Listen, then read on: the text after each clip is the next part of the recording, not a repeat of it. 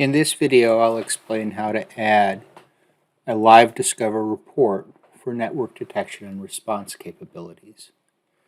These reports are going to be added into the product, but right now they're available through manual addition by the administrator. Sophos Network Detection and Response provides a number of analytics engines. One of those engines is the Device Detection Engine. It generates regular reports on the application protocols that it's been observing and the flows that have been occurring. Those reports show up in Central as a regular recurring DDE report. If you're taking a look at the Threat Analysis Center for detections and you're looking for just NDR activity, you'll see these in the list.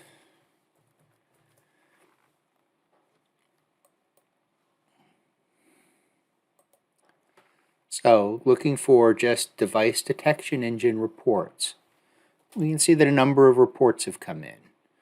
Finding instances of web server scanning, IP addresses, top 100 most trafficked sites. A number of interesting reports are available. Those reports in their raw form are a JSON record, and they're fairly hard to interpret, to be honest. We can see here all of the information, the objects that have been in this report, IP address, MAC address. What we wanted to do was take this information and render it in a more usable, regular report format. To do that, we've posted a number of queries in the NDR community channel to assist in understanding that data. There's also an announcement saying that these reports are available, and it explains a little bit about how to add them. So let's go ahead and add a new DDE report directly into LiveDiscover. To do that, we'll come to the LiveDiscover section. We're going to go into designer mode, and we'll create a new category first. Where do we want to put these new reports? We'll create a category called NDR.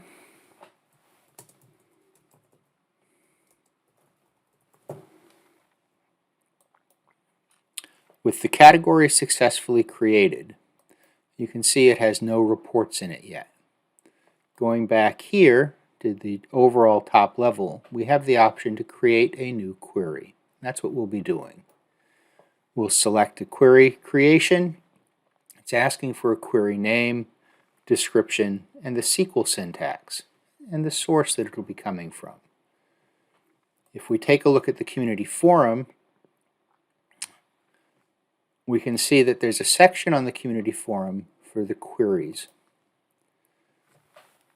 What we'll do here is we'll take the first report that lists all other reports, so an NDR report listing the last execution time of DDE reports. Here you can see we have some SQL syntax and what the output should look like if it's been successfully added and run. We're going to go ahead and copy this SQL syntax. We're going to go back to Sophos Central.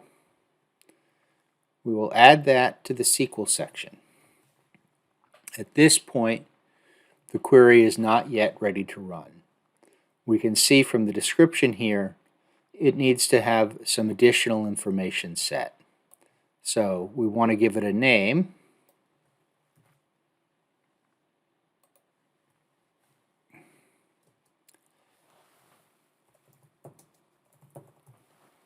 And I'll want to make sure it's a unique name, otherwise I can get an error. The category. If we don't set a category, it'll default into the All Categories section. And we need to give it a description. You can write your own description, copy in what's in here. We need to set the source, data lake. By default, it was going to be trying to run this query on each of the devices. So it's now a data lake report, and it looks like we could go ahead and run it. Running it at this point should give us an error. There's a variable that hasn't been set yet. Let's take a look at what happens when we run it with an error. Defined variables report name hasn't been set. So we can go to the variable editor, add the variable. The variable would be report name.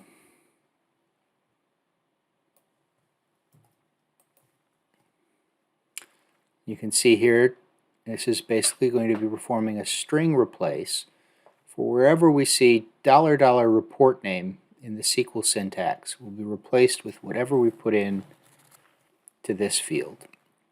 What we're using that for in this query and in many of the others is a filter. So it's part of our where condition clause. We're only going to list reports with a matching report name. And in this case, we're using a like statement, and the % sign is a wildcard.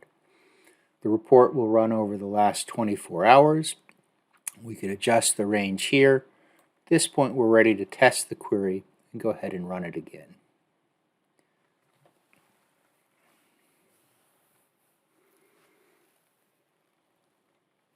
Query is going off to the data lake, executing that command, and you can see we've had 257 IP hostname correlation reports in the last day. That was our query selection period, 24 hours. Those have been grouped up to say the most recent run was today. We can see we have other reports that have run as well. Each of those are described in the query section of the community forum. At this point, this query is ready to be saved. And now, whenever I want to say what reports have been generated by the DDE engine, the device detection engine, we can go ahead and see these are the reports that have come out of the DDE over the last 24 hours. As we add additional queries, we'll have queries that look at each of these possible reports and puts them into a nicer format. Let's go ahead and take a look at some of them that I've already added to the system. If we go back to our query section, you can see I've added a category for Carl's queries. This is a list of the reports that I've added through queries. So let's take a look at one of the more interesting ones, which is a protocol identification report. This query from the DDE engine is identifying all application protocols and network protocols that have been seen over the time period. We'll go ahead and run this report. It takes a number of variables, including a host name. So if I was looking for just activity for a single host, I should be able to get that. And here you can see the application protocols that have been being observed in my network. Maybe I want to run a particular filter on this and say, I'm just interested in application protocols where devices have been communicating with GitHub. I can set that as one of my variables, rerun the query, and we should see GitHub activity. Both TLS and DNS GitHub activity has been seen. I could export this query out. Let's take a look and see some of the additional columns that are available. I have a list of MAC addresses. So these are all the MAC addresses that have been communicating with that application protocol. One of the things we've done in this query is we've examined the first MAC address in the list, which is the highest volume one, and tried to determine, is this a managed device or not? In this case, neither of those are managed devices, so we don't have a host name or other XDR data that's available. You can see a total of 6 different devices have been seen, 45 communication flows, 69 communication flows.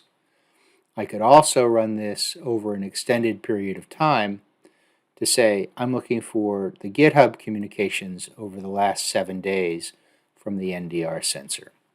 This allows me to detect spikes or anomalies. You notice we also have a producer-consumer ratio that should be being described in this report. A low score, up to -1, is pure push. This is where the application is sending out to GitHub. A +1 would be pure pull, where we're pulling things down from GitHub. Not unexpectedly, most of the activity is downloads from GitHub. You can export this out to a CSV. If you are interested in monitoring GitHub activity more regularly, you can go ahead and set it up as a scheduled query. Go ahead and give it a name.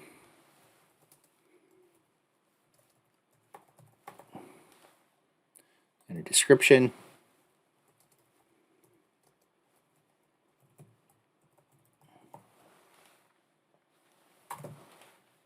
I could set that to run weekly until I cancel.